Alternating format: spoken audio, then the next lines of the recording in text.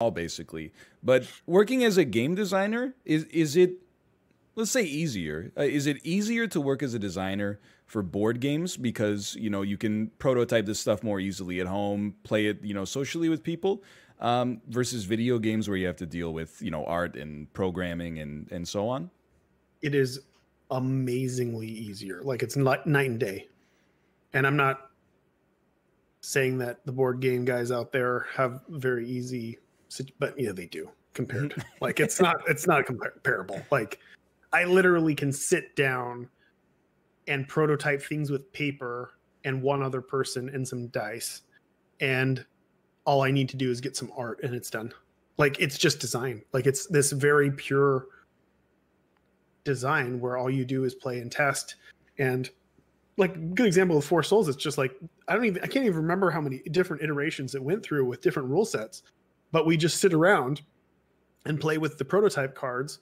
And then we'd be like, okay, now let's do another round, but we're going to play with this rule set. And then, okay, what aspect of that rule set works? What aspect isn't fun? I mean, with Four Souls, it was pretty much like, I just want to make a fun, casual free-for-all.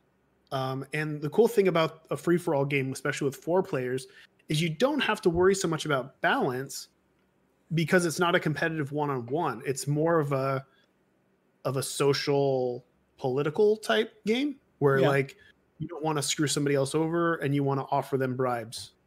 And that was super interesting to me. So I just tried to complement that aspect of the game as much as possible. And I just kept tweaking the rules. It probably just took a few days of play testing to get it where I was happy with it. And then, you just fluff and tweak some cards to make it more fun. And then you're done. Like, it's, I did go in with a pretty casual, like the 2 board games that I made, like basically I'm Tapeworm was Uno Dominoes, right? And then and Four Souls was kind of like Commander, Magic Commander. Yeah, that's what I was gonna say actually. There was there's another mode that it was actually more of a reference. I think it's called Command Tower. It's a mode where everybody plays off of one giant deck and they draw, and it's a 4-player commander game. Everybody draws off the same giant deck. And I like that a lot. I like the idea of everybody playing with that. And I just basically reworked it to make it on theme with Isaac, which was super fun. Like, a lot of the cute designs that people who know Isaac understand the mechanics of why certain things do certain things, I think is neat. It was very fun for me to design those things. I think they came out really well too. And the expansion that I'm working on now is even cooler. It's definitely a fill the holes type expansion where I want to print more cards that force people into situations where they need to be a dick to somebody else, or they need to be complimentary and need to be nice. And I think when you do that, I noticed a lot of people playing and there being more of like a stalemate situation where everybody's not doing anything because they're not inclined to cause issues early or make friends too early because then the other 2 will join up, that sort of thing. Like, you don't want to put all your cards on the table right away when it comes to who's your friend and who's your enemy. And this more or less like forces you right away.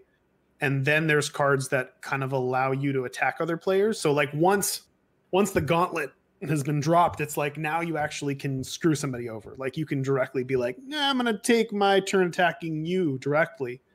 That sort of thing. There's a lot of cool little exciting mechanics. And then there's a whole new room deck too. That's just like an extra advanced modifier type situation. It's funny. I've never had that problem in the games I've played. I think if anything, everybody's very eager to pop off. But I can understand because, you see, especially if you have a table full of strangers, sometimes they're like, I don't want to socially upset anybody. So, forcing them to is a neat idea. And testing too, we did come across. So the reason why is because you're the personality type who likes to have fun. Yes. I don't try to solve the game. I just try to add a little like sandpaper into fun. It. Yeah. You're stirring the pot. That's a personality type in board games in general. There is a type 2 that I ran into that is like overly logical and was like, why would I ever help somebody else in any way, shape, or form? The kind of person who you play Catan with and they would never trade with you. Yeah. Because that would just give you an advantage. It's like, well, you made the game not fun. But I have some people in mind. Yeah. There's a lot of there's just different personality types for these things, and you gotta understand that some people will play that way, and you gotta be able to complement their play style, but also keep in mind that you need to have cards that force them to live a little. Yeah. But there's people who I'll post a card, or I'll be talking to the community, which is there's a hardcore Four Souls community as well who play a certain way, and they're kind of like that. And I'll throw out a fun card as a promo, and they will just hate it. They'll hate it. They'll be like, why would you ever do this? It's like, because it's chaotic. Why would you ever want chaos? You know, they want this strict, strategic game. And it's just like, well, okay. I'm glad that there are some people out there who play it that way, but that's not the way I envisioned it. But there's enough there that those people can really enjoy it. And it's getting to the point where there's so many cards that I'm going to write specific instructions on how to make 100 card decks with a specific ratio. So you can actually make a cube of the Four Souls cards. That's like, okay, here, kind of like in Sushi Go. You played Sushi Go? Yeah. I love Sushi Go. So you know how they have like the menus. It's like, okay, play this. This is better for cutthroat. This is better for this. This is better for that. So kind of like that, where it's like, this is better for a casual game. This is better for a more strategic game. You know, take these cards out, put these cards in, that sort of stuff. I'll make sure I do that for the next Kickstarter. No, I think it's neat. Like Four Souls is, I like the social aspect of it for sure. I mean, it reminds me a lot of Commander, which is a very, very good thing.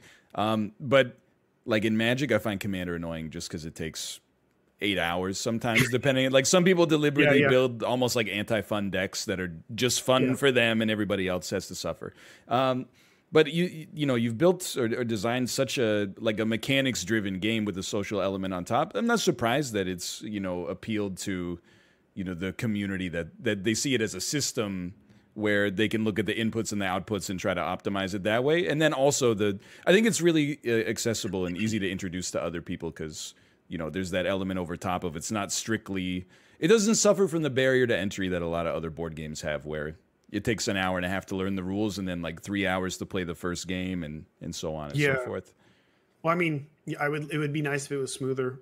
With the so we're gonna reprint the original game. It'll have some updated art and a lot of updated wording. One of the more hardcore modders out there is gonna help me kind of go through everything and word things. He's really good wording and making things really specific, which is one of the issues I think people had, was that the wording sometimes sounded ambiguous, which is hard for me because it doesn't sound ambiguous. And it might just be that I know the rules so well that to me that makes sense, but it's something I want to fix. And hopefully it appeals more to the casual, but or easy in on people who have never played it before. I think the biggest issue though is the stack. Explaining the stack to somebody who hasn't played Magic or isn't a programmer can be somewhat of an issue sometimes. Yeah. But I think that's the biggest hurdle when teaching new players.